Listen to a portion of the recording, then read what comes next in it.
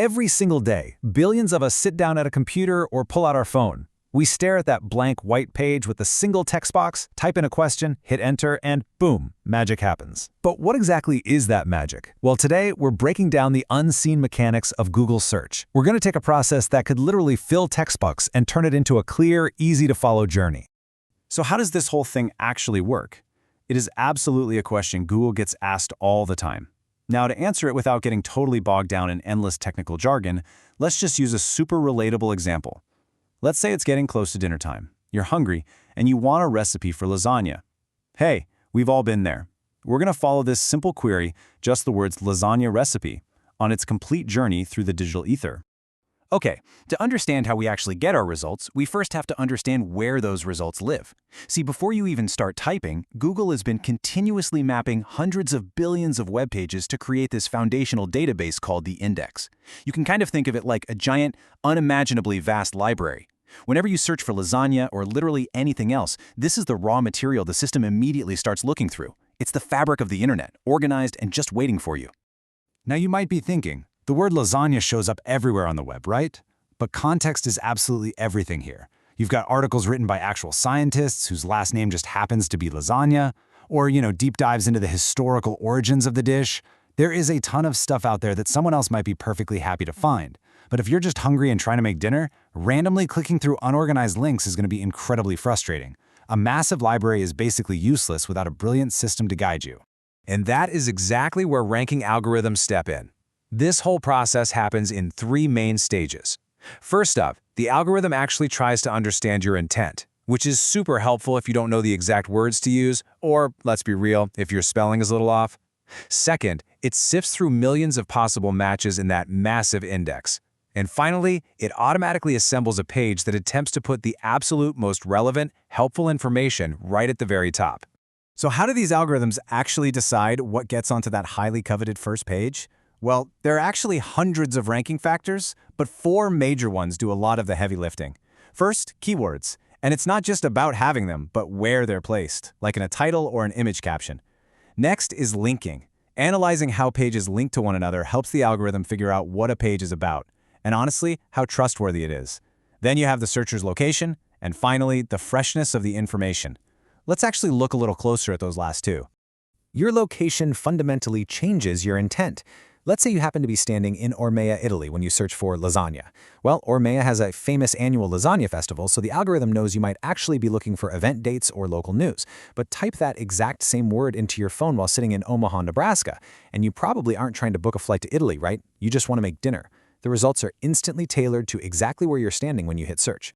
But it is not just about where you are, it's also about when the information was published. Freshness is a huge factor here, because recently uploaded pages often have much more accurate info. Think about it. This is absolutely vital for rapidly developing news stories, or storm updates, or sports scores. A page from 5 years ago, or even just 5 days ago, might be completely useless to you in those moments. The algorithm prioritizes the present to make sure what you get is actually relevant. Here is a really crucial takeaway, though. Not everyone on the web is actually trying to be helpful. Scammers know exactly how this system works, and they know that keywords matter. So a spam site like instantvirusdownload.net might literally list the words lasagna recipe 400 times on a single page, but it's for sure not going to help you make dinner. Google basically acts as a massive intelligent spam filter. It works relentlessly to recognize these trick sites and flag them before they ever even make it to your screen. And they're doing this millions of times a day to protect the integrity of your search. Now, the internet isn't static, right? And human curiosity is pretty much boundless.